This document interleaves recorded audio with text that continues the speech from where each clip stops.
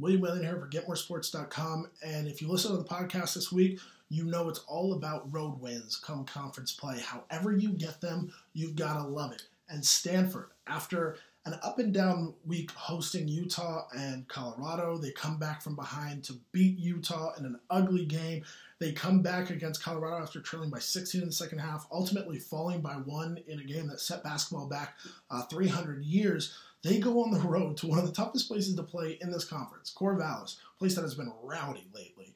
And they knock off the Beavers, who were probably feeling on top of the world after last week's big-time win over Oregon. This is a really talented roster that Oregon State has put together, and a home court advantage that has continued to get better over the last 3 years. Stanford walks in and they run the show. That was so impressive to me. A group that has suffered injuries.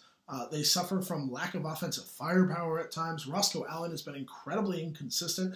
Point guard play has been incredibly inconsistent. Michael Humphrey's got to feel like he has no help on the inside ever since Reed Travis went down, and yet they're able to pull together, go on the road, and notch a big-time win.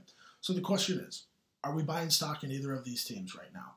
I still think Oregon State has a chance to knock off teams at home that maybe, quote-unquote, they shouldn't. I mean, the Pac-12 is so wild this year. I don't think there's any game that you could say this team should not win against this team. I mean, that's just the way of the conference.